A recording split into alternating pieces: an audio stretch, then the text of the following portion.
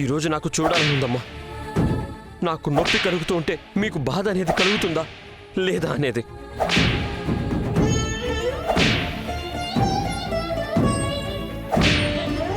అమ్మా, బాధగా ఉంటుంది రాఘవ్, చాలా కష్టంగా ఉంటుంది.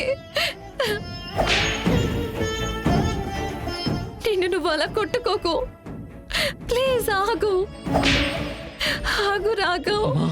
అమ్మా అవన్నీ నాటకాలమ్మా, నువ్వు లోపలికి వెళ్ళమ్మా. ఈ నాటకాన్ని నేను హ్యాండిల్ చేస్తాను, నేను చూసుకో. తెలుసో తెలియకో ముందు కూడా ఒకసారి నన్ను వదిలి వెళ్ళిపోయావమ్మా. కానీ ఈరోజు అన్ని తెలుసు కూడా నువ్వు నన్ను ఇక్కడే వదిలి వెళ్ళిపోతావమ్మా. చెప్పమ్మా, నువ్వు నాతో పాటు రావా? అమ్మా ప్లీజ్ లోపలికి పదమ్మా. అరే, ప్రేమికులు ఇలా చేయడం నేను చాలా సార్లు చూశాను రా. కానీ తన తల్లి కోసం ఒక కొడుకు ఇలా చేయడం నేను మొదటిసారి చూస్తున్నా.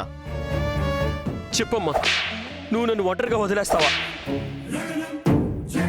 చెప్పమ్మా, చెప్పు. అమ్మా లోపలికి వెళ్ళు, నేను చెప్తున్నాను కదా, నాతో పాటు రా.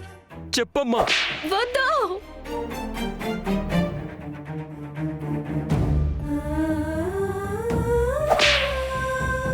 ఆగు ఆగు నాన్న.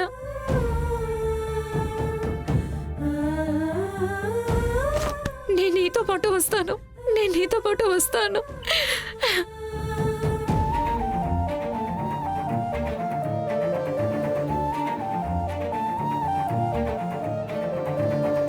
నిన్ను నువ్వు ఇలా కొట్టుకోవద్దు ప్లీజ్. నువ్వు బాధపడుతుంటే నేను చూడలేను నాన్న. నేను నీతో పాటే వస్తాను.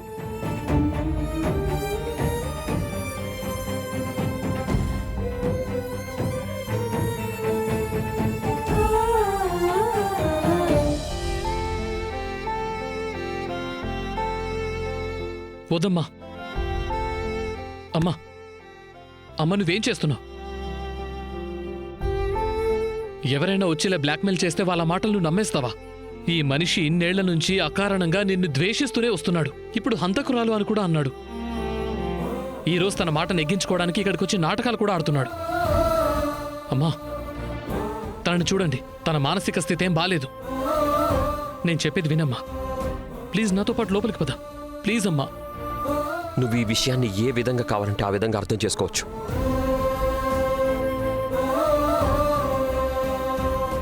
అమ్మ తన నిర్ణయాన్ని తీసుకుంది. లేదు, అయినా నువ్వే అన్నావు కదా అమ్మ నిర్ణయమే చివరి నిర్ణయం అవుతుందని.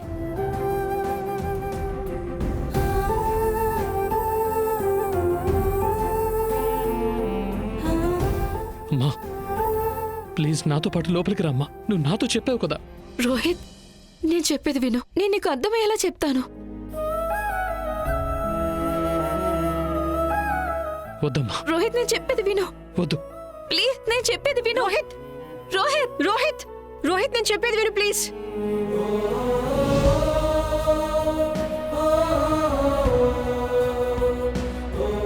నీకు నాకు మధ్య స్నేహం వయసు. నీ పెళ్లి కన్నా ఎన్నో రెట్లు ఎక్కువ కదా. అయినా సరే నీకు తన బాధ అర్థమవుతుంది కానీ నాది కాదు.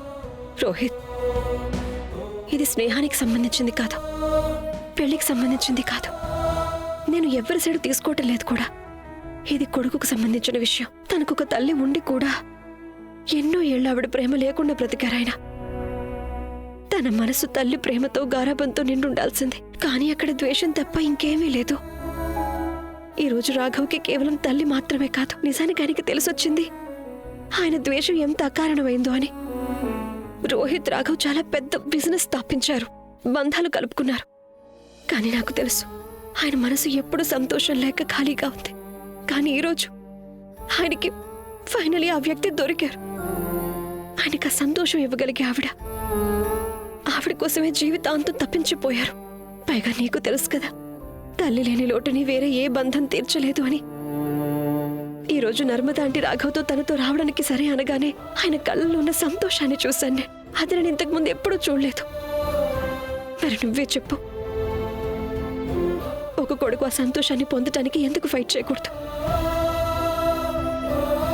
ఆయన సొంతం కాని ఒక బంధం ఈరోజు ఆయనకి దొరుకుతుంది. మరి ఆయన అటువంటి ఒక బంధాన్ని ఎలా చేజారిపోనిస్తారో చెప్పు. మరి నా సంగతి ఏంటి రేఖ? నా తప్పేముంది? నా నుంచి అమ్మని ఎందుకు దూరం చేయాలి? నా తప్పేంటి రేఖ? లేదు లేదు రోహిత్, నీ నుంచి మీ అమ్మని ఎవ్వరూ దూరం చేయటం లేదు. ఇక్కడ ఒక కొత్త బంధం మొదలవుతుందంతే. దాని అర్థం ఏంటి? పాత బంధాలు ఏమైనా ముగిసిపోతే అని కాదుగా. నువ్వు ఎప్పుడు కావాలంటే అప్పుడు నర్మదా అంటేనే కలవడానికి రావచ్చు, నర్మదా అంటే ఇక్కడికి రావచ్చు నీ దగ్గరికి. ఒకవేళ ఒక తల్లి కొడుకుల మధ్య గోడ పడిపోతుంది అంటే దానికి అర్థం ఇంకొక కొడుక్కి తల్లికి మధ్య అడ్డు కూడా కట్టేయాలనైతే కాదు కదా. ఆ మాకి అవకాశం అయితే దక్కింది. విధి నర్మదా ఆంటీకి రాఘవ్కి ఏదైతే అన్యాయం చేసిందో మనం దాన్ని మార్చొచ్చు.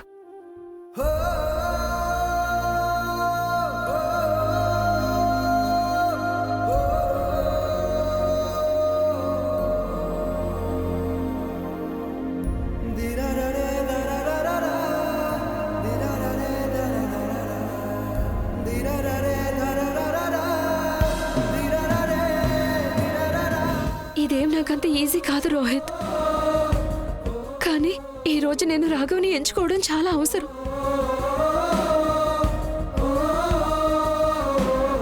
ప్లీజ్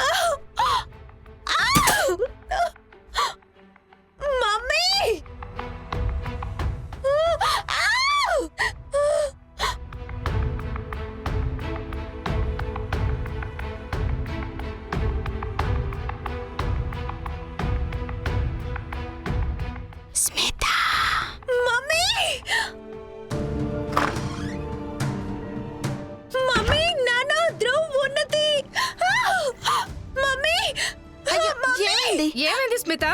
ఏమైంది ఏమైంది? ఏమైంది స్మిత? ఏమైంది స్మిత? ఏమైంది? మమ్మీ దయ్యం.